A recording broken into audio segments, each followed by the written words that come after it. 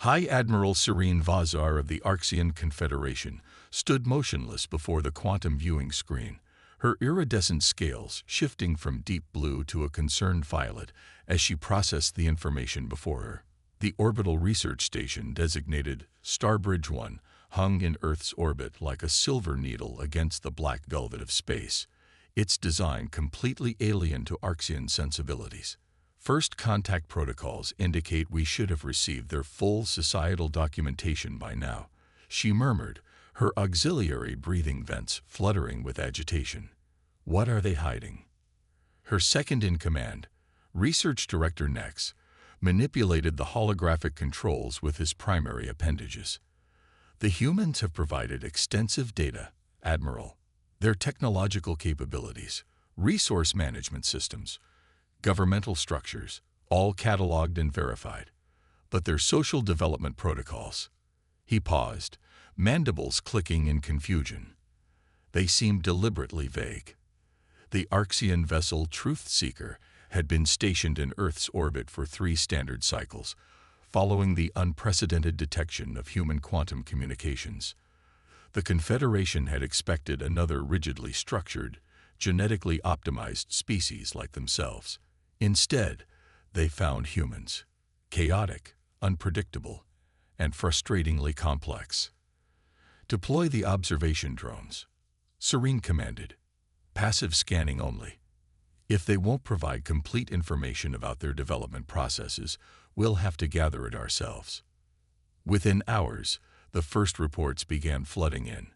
Nex's scales shifted to alarm red as he reviewed the data. Admiral, you need to see this immediately. The holographic display flickered to life, showing multiple locations across Earth's surface. Buildings filled with young humans, some barely capable of bipedal locomotion, others slightly larger but all clearly underdeveloped. They were grouped by size, separated into containment units, supervised by adult humans who appeared to be conditioning them through repetitive exercises. By the first egg, Serene whispered, her scales now pale with horror. They're running development farms. Those are juvenile specimens. Nex's analysis scrolled across the screen. No genetic optimization detected. No neural implants. No accelerated growth chambers. They're allowing their offspring to develop. Naturally. The last word came out as if it were something distasteful. Impossible, Serene declared. No advanced civilization could evolve without proper genetic controls. These must be, she struggled to find the right word, specialized breeding facilities.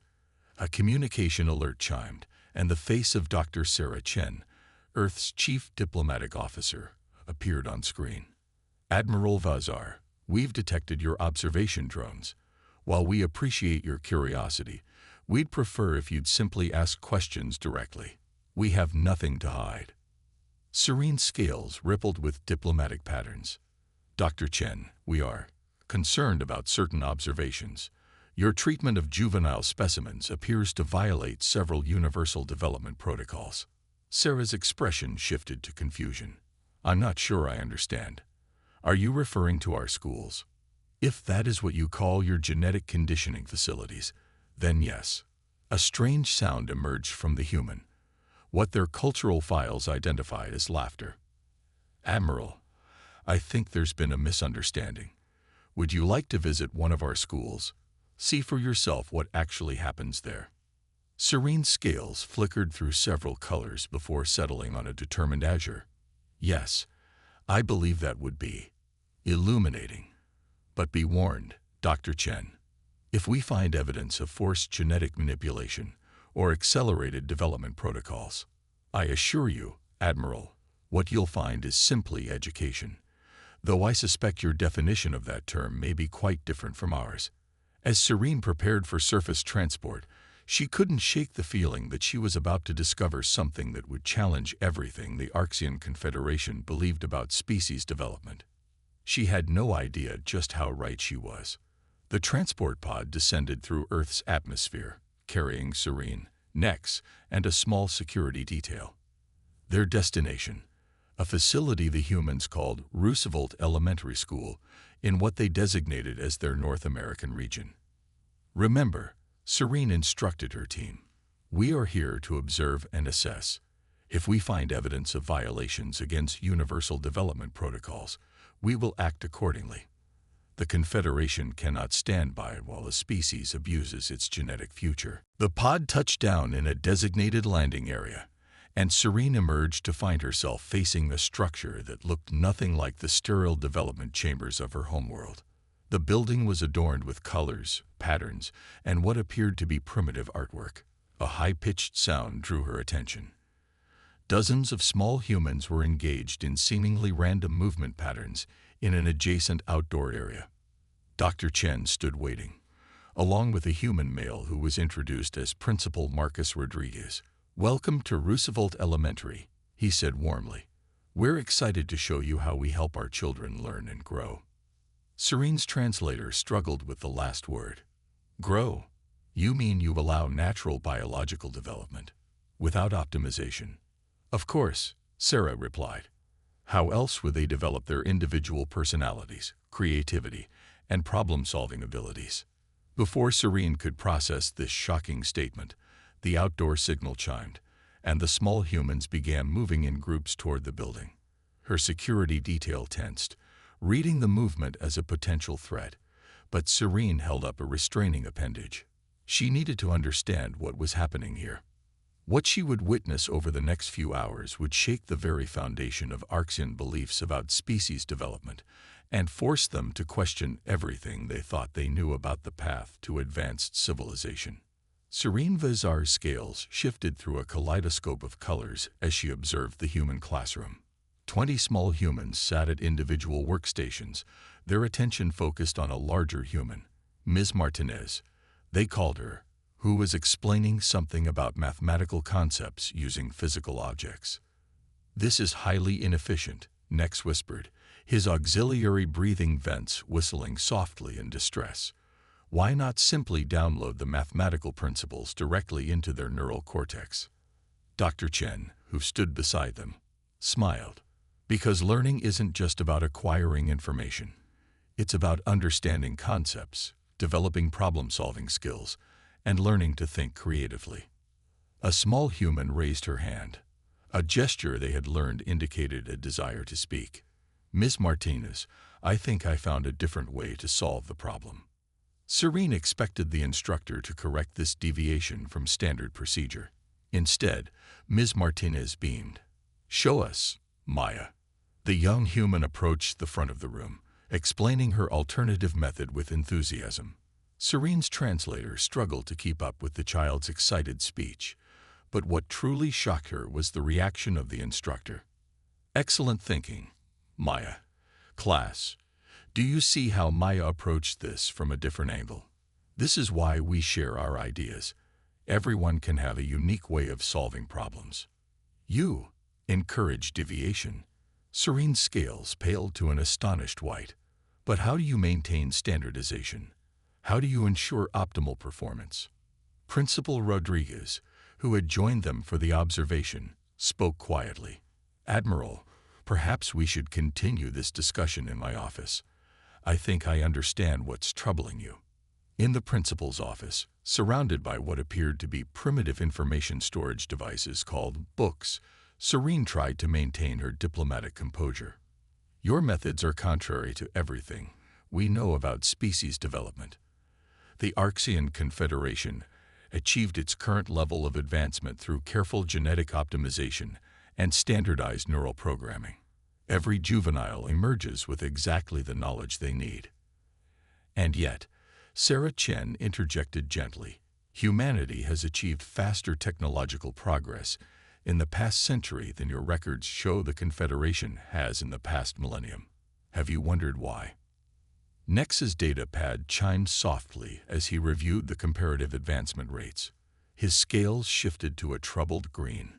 "The human assessment is accurate, Admiral. Their rate of innovation exceeds ours by a factor of 7. "Impossible," Serene declared, but her scales betrayed her uncertainty with flickers of doubtful gray. "Without proper optimization." "Let me show you something," Principal Rodriguez said, activating a wall-mounted display. "This is from our advanced science class." The screen showed another classroom, where older children were engaged in what appeared to be some kind of experimental procedure. One group had created what looked like a primitive energy containment field, while another was working on what Serene recognized as a basic quantum entanglement demonstration. "These are 12-year-olds," Rodriguez explained.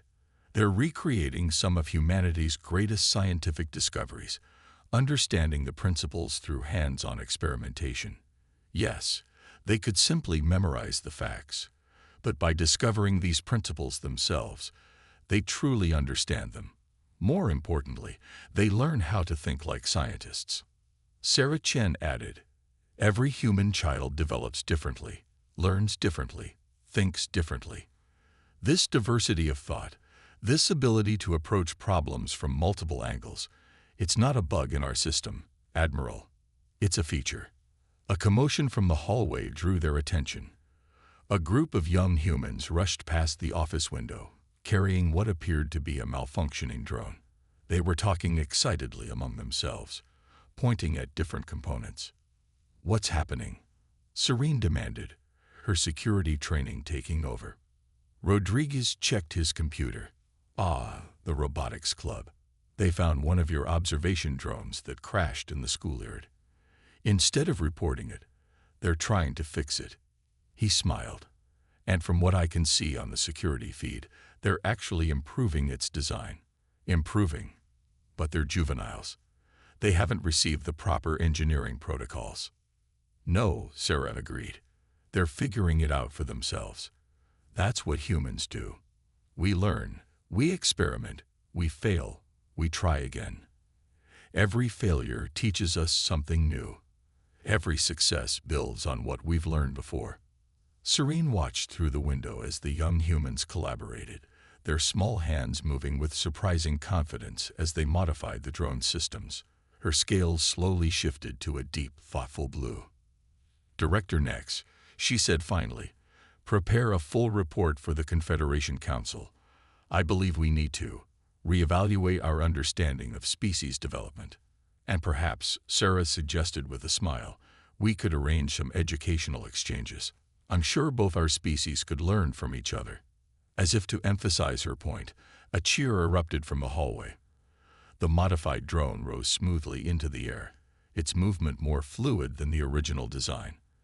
The young humans celebrated their success, while Serene watched with what might have been the Arxian equivalent of wonder. "Indeed, Dr. Chen," she said softly, her scales now shimmering with a new pattern never before seen in Arxian diplomatic corps, a color that might just have been the first indication of hope for a very different future. "I believe we have much to learn from each other." The Arxian ship, Truth Seeker, hummed with unusual activity as it prepared to receive its first human visitors. Not diplomats or scientists this time, but a delegation that had Admiral Serene Vazar's scales shifting between nervous purple and curious blue human children. "The containment protocols are unnecessary," Dr. Chen insisted, watching Arxian crew members establish sterile fields around the ship's main conference chamber. "They're children, not biohazards. Our medical team suggests they're developing immune systems," Nex began. "Are remarkably adaptable," Sarah interrupted. "Trust me, they're more likely to benefit from exposure to new environments than be harmed by them." Before Serene could respond, the shuttle from Earth docked with their vessel. Moments later, 12 human children, ranging in age from 8 to 13 Earth years, entered the conference chamber. Their eyes widened at the sight of the Arxians, but none showed fear, only intense curiosity. Maya, the girl who had impressed Serene with her mathematical insights, stepped forward. "Admiral Vazar, thank you for inviting us to your ship. We have so many questions." "Questions?" Serene's scales rippled with surprise. "But we haven't uploaded any information protocols. How do your scales change color? Is it conscious or automatic? Do you have specialized cells like chenillions? Can you control individual scales or only whole regions?" The questions poured out rapid fire from different children, overwhelming the translator matrix. Nex's scales shifted to alarmed orange. "Admiral, this is highly irregular. Perhaps we should." Look, a young human boy pointed at Nex's scales. They turn orange when he's worried, just like how we get pale when we're scared. Fascinating observation, Tommy, said Ms. Martinez, who had accompanied the children. What else can you deduce about Arxian communication? The children began taking notes, sketching patterns, and discussing theories among themselves. Serene watched in astonishment as they organized themselves into informal research groups without any adult direction. This one's mapping the motional colors. We should make a chart. Can we measure the wavelengths? What if we show them different things and record the reactions? A young girl named Zora approached Serene directly. Admiral, would you mind if we did some experiments? Nothing invasive. We just want to understand how you communicate. Serene found herself agreeing before she could consult the proper protocols. For the next 2 hours, she and her crew became willing subjects in the children's investigation. They showed the Arxians pictures, told them stories, asked them to solve puzzles, all while meticulously documenting their color changes. Look at this pattern, Maya exclaimed, displaying a complex chart she had created. When they're processing new information, there's always this ripple of green starting at the neck and moving up. But when they're questioning something, it goes the opposite direction. Nex examined the chart, his scales shifting to impressed gold, despite his attempts to maintain professional neutrality. This is remarkably accurate. How did you determine these patterns so quickly? We worked together, Tommy explained. Each of us watched different things and shared what we noticed. It's like a puzzle where everyone has different pieces. Serene's scales flickered with revelation. This is what you meant, Dr. Chen, about learning through discovery. Exactly, Sarah smiled. Now, would you like to see what else they've prepared? The children eagerly shared their projects. Some had designed experiments to test Arxian sensory capabilities. Others had created artwork incorporating Arxian color patterns. One group had even begun developing a simplified color-based communication system for humans to use with Arxians. We thought it might help if we could show you how we're feeling too, explained Zora, demonstrating a prototype device that changed colors based on vocal tones and facial expressions. It's not perfect yet, but not perfect. Serene's scales rippled with astonishment. Child, you've created a cross-species communication tool in less than a day. Well, we had help. Once we understood the basic principles, we asked the ship's computer some questions. And you accessed our computer system. Nex interrupted, scales flashing alarm red. Only the public database, Tommy assured him. We found some really cool stuff about how your visual processors work, so we adapted our design. Serene turned to Dr. Chen, her scales showing a complex pattern of amazement and confusion. They learned our systems, analyzed our biology, and developed new technology, all while we were simply observing them. Children are natural scientists, Sarah replied. They observe, question, experiment, and create. All we do is give them the space and support to follow their curiosity. As if to prove her point, Maya approached with a final prototype. Admiral, we think we've figured out how to help your scales display human colors more accurately. Would you like to see?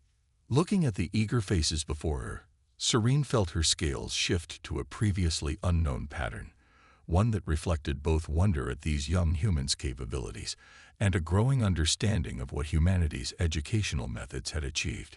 Yes, she said, her translator struggling to convey the depth of emotion in her voice.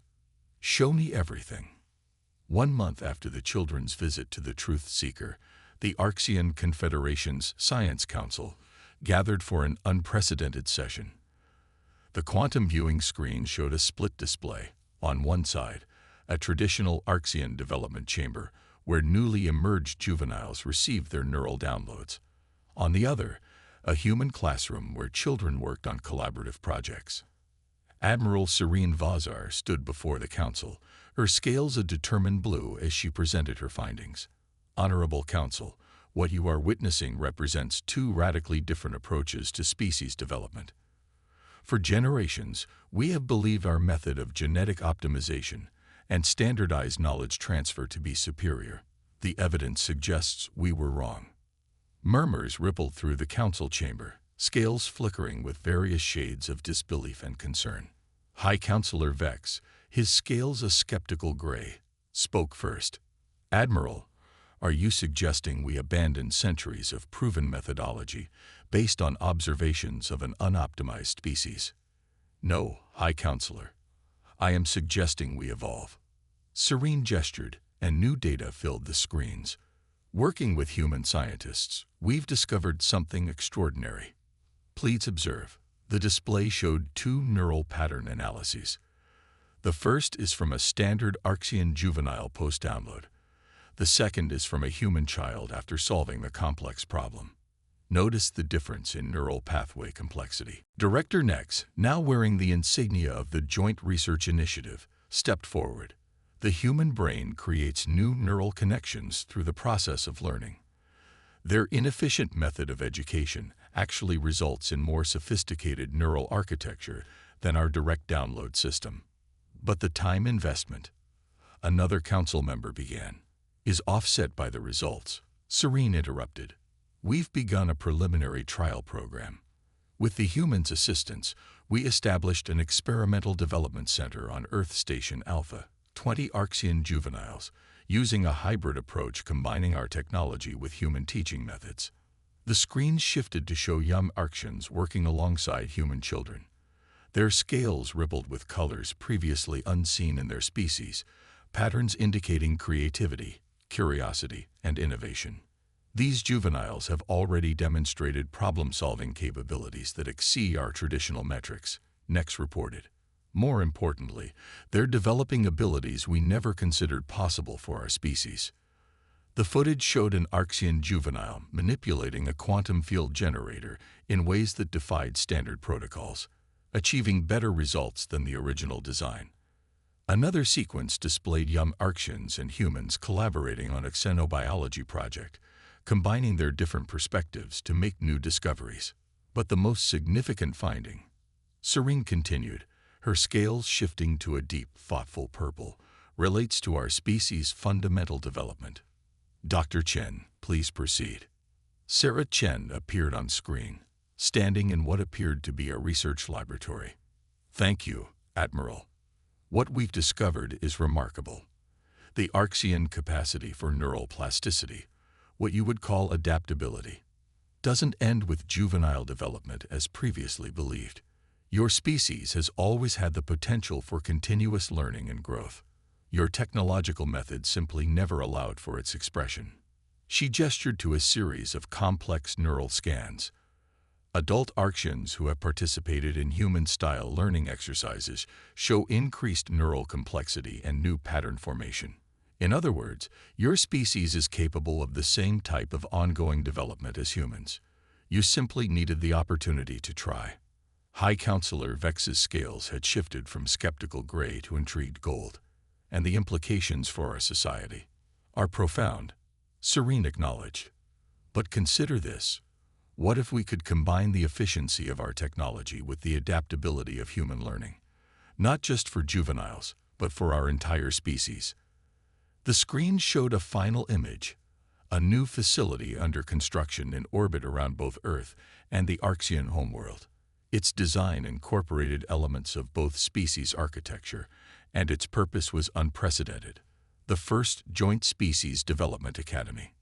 "We propose," Serene said, her scales now shimmering with possibility, "a complete revision of our understanding of development and education. Not an abandonment of our methods, but an evolution. The humans have shown us that the path to advancement isn't through standardization, but through the embrace of diversity and continuous growth." The council chamber erupted in discussion, scales flickering through every known color pattern, and some entirely new ones. As the debate continued, Dr. Chen turned to Serene off-screen.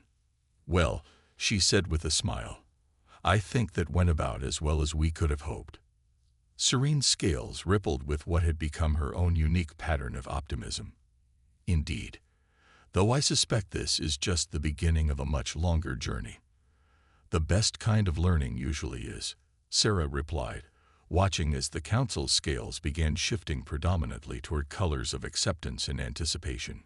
1 year after the historic council meeting, the Joint Species Development Academy hung like a gleaming jewel in space, its crystalline structures reflecting both sunlight and the combined aspirations of two civilizations. Inside, something unprecedented was taking place. Admiral Serene Vazar stood in the main observation dome, her scales rippling with pride as she watched the Academy's first graduation ceremony. Below, human children and Archean juveniles moved together in a celebration that would have been unthinkable just a year ago. Did you ever imagine this when you first discovered our primitive educational methods? Dr. Sarah Chen asked, joining her at the window. Serene's scales flickered with amused embarrassment. I was so certain we had perfected development. The idea that we could learn from an unoptimized species seemed illogical, Sarah suggested with a smile. Impossible, Serene corrected. And yet, look at what we've achieved. The graduation hall below was a testament to both species' ingenuity. Holographic displays showed the graduating class's achievements, revolutionary discoveries in quantum physics, breakthroughs in xenobiology, and innovations in cross-species communication. But more impressive than the technical achievements was the way the students had changed. Young humans moved with the fluid grace learned from their Archean classmates, while Archean juveniles displayed color patterns that reflected complex emotional understanding previously unknown in their species. They had grown together, each bringing their unique strengths to create something entirely new. Director Nex approached, his scales showing the newly documented pattern for satisfaction. The neural complexity scans from this graduating class exceed all previous metrics. The human students show enhanced cognitive processing, while our juveniles demonstrate unprecedented creativity and adaptability.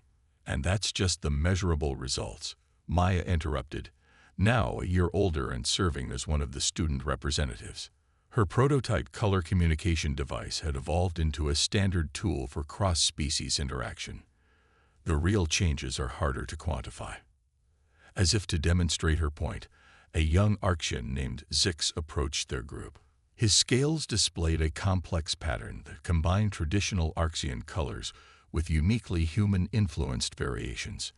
Admiral, the quantum engineering team has a presentation we'd like to share, Zix said, his translator unnecessary as he seamlessly switched between color patterns and verbal communication. We found a way to integrate human intuitive problem-solving with Archean precision technology. The presentation revealed something extraordinary, a new form of quantum computing that combined Archean mathematical precision with human creative thinking. The implications for both species' technological advancement were staggering. This is what we hoped for, Sarah said softly, not just sharing knowledge, but creating something new together. The ceremony began, marking not just the graduation of the first class, but the beginning of a new era. As each student received their recognition, they demonstrated their unique contributions to cross-species understanding. High Counselor Vex, his scales now permanently shifted to include patterns of innovation, addressed the gathering. When we first encountered humans, we saw their methods as primitive, their development as chaotic. We were wrong. In their chaos, we found creativity. In their individual development, we discovered strength.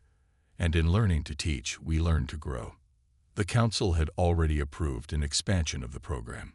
New academies would be built, incorporating the lessons learned from this first experiment. But more importantly, both species had begun to fundamentally change their approach to development and learning. It's fascinating, Serene observed, watching human and Archean students celebrating together. We came to teach them our advanced methods, but in the end, we taught each other, Sarah finished. That's the beauty of real education. Everyone learns. Everyone grows. Tommy, now one of the Academy's top xenobiology students, joined them with an Archean friend. We've been thinking about the next step, he said excitedly. What if we could apply these principles to first contact with other species? Create a new protocol based on mutual learning instead of assessment. Serene's scales rippled with new possibilities. Continue, she said, displaying the color pattern for eager anticipation that she had learned from her human colleagues. As the graduation celebrations continued below, human and Archean leaders began discussing the future. The Academy had proven that their differences weren't obstacles but opportunities. Together, they had created something greater than either species could have achieved alone. You know, Sarah said thoughtfully, when you first discovered our schools, you thought we were imprisoning our children. And now I understand. Serene replied, her scales showing a complex pattern of wisdom and humility. You weren't confining them at all. You were setting them free. The stars shone through the observation dome, seeming to beckon both species toward new horizons. They had learned perhaps the most important lesson of all, that true advancement comes not from perfecting what you are, but from remaining open to what you might become. As the ceremony concluded, human and Archean voices joined together in a harmony of sound and color, celebrating not just an ending, but a beginning. A new chapter in both species' development had started, and the universe seemed full of endless possibilities.